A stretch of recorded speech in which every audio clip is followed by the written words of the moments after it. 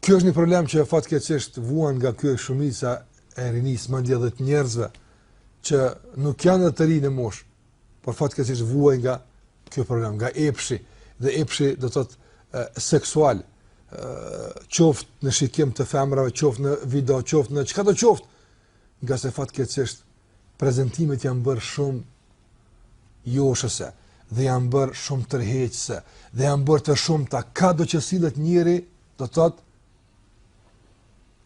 i prezanton pamjet e kësaj natyre. Në rrugë kur del, në TV, në reklama, në pamje të reklamave të rrugës, ku do qoftë, Allahu na ruaj, është bën njeriu shumë i rrezikuar në këtë drejtim. Andaj me të vërtetë e kuptoj shqetësimin e këtij vëllau. Mirë po, kjo nuk është pashërim. Kjo nuk është pa rrugdalje. Nuk është arsyeja ajo që po ndodh të ligemi ne, të dobësohemi, të gjunjëzohemi, nuk është kjo arsye. Duhet që t'jemi të fortë. E si të bëhemi të fortë? E para, ta kuptosh se shikimi kur fardobie s'ka. Çka për vetëm e shikim? Vallahi vetëm e shton lakmin edhe më tepër. Dhe smuresh edhe më tepër. Kështu e kanë përmend dietarët. Në njëri sa më pak e shen një sen, aq më afër zemrës se ka. Dhe sa më afër dhe sa më larg zemrës se ka, aq më rahat është prej tij. Mirë, po njeriu i afron gjërat afër zemrës përmes kujt? Përmes syrit. Një objekt se ke pas parasysh nuk e ke di si duket, edhe nuk e marr me te. Në momentin kur e ke kap me sytë tu, e ke tërhiqë, ke vënë në zemrën tënde. Pastaj edhe kur nuk e sheh, apo ai aktivizohet dhe duket si po e sheh. Të bën gjithmonë ta lakmosh, ta kërkosh. Edhe pse nuk është prezant, nuk është, do të thjesht të fut në imagjinata, në fantazma të dëmtojnë, Allah na ruaj. Të duhet ta dish se ky shikim që pëlqej, a bën dobi Adam? Dëm pa bën, po pse po e dëmton veten për Allah? Pse po e dëmton veten? Nuk ka kënaqësi në këtë punë. Dëmi është shumë më i madh se sa dobia. Pa krahasueshëm dëmi është më i madh. Kjo është e para. E dyta, në atë moment kur po shikon, a ke parasysh se Allahu ti po të shikon? A ke parasysh se Allahu po të sheh? A nuk turprohesh nga Allahu Azza wa Jall? A nuk turprohesh nga melajket që i kanë krah, që shkruajnë? Këto duhet me shtyp të largosh nga këtë punë. E para, s'ka dobi. Nuk pikresh, s'ka pik dobi, vetëm dëm je duke bërë vetes. Je duke zhyt veten tënde thellë me thellë në humner, në ëndra, fantazma, imagjinata që të kanë me dëmtu nesër. E dyta, nuk vjen turpi Allahut. Allahu po të sheh.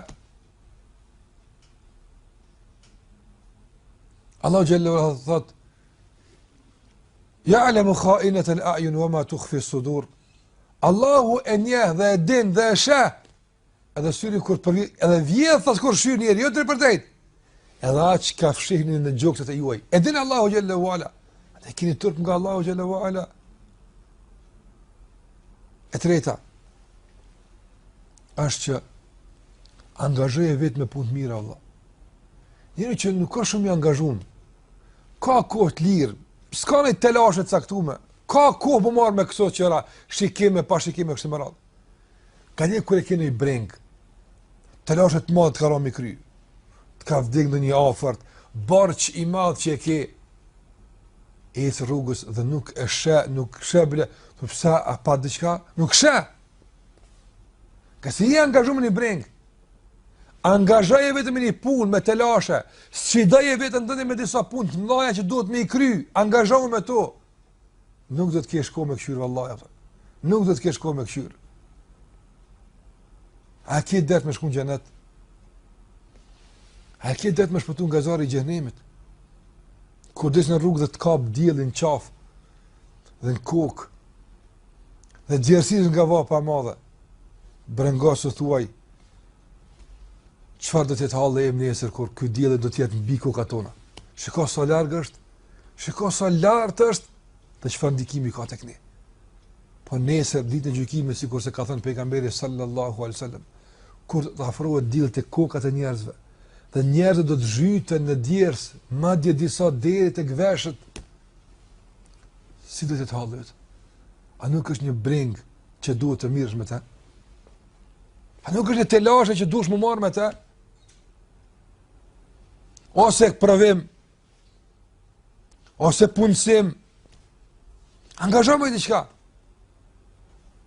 E treta apo e katërta. Rrin në shoqëri të mirë. Rrin në shoqëri të mirë. Nga se në shoqëri të këqija të përkujtohet e keqja. Ata ta përkujtojnë vetë, edhe hiç ti pa dash me shikuar, ata shikojnë. E po kur më njerëz të mirë, ata të ndihmojnë ta ulë shikimin. Të ndihmojnë të largohesh nga këto punë. Tjetër e rradha që duhet ta kujtosh është vëllai nderuar se a din se vdekja nuk është në dorën tënde. A din se vdekja është në dorën e Allahut Azza wa Jall. Allah në ruajt me të arë vdekja e ti duke shikuar ato video të pesta në internet apo ku të qoftë. Para më ndohet ditë në gjykimit të ftohesh, të dalësh për Allahut Azza wa Jall me emrin më të ndytë më shumë. O filan, që ke vdek duke shikuar video të pesta, del para Allahut. Çka i thosh Allahut Azza wa Jall? A është e mundshme? Wallahi po është e mundshme. A është e mundshme që duke shikuar në haram Allah me t'i verbu syt dënim, i duke keq përdor ti merr Allah syt, a është e mundshme? Ku i ke verbu syt? Ku i ke hub syt? Duke shikuar të ndaluar. A nuk duhet kjo me qenë një shkop që na godet për të na edukuar? Për të na ndalja kjo punë e keqe?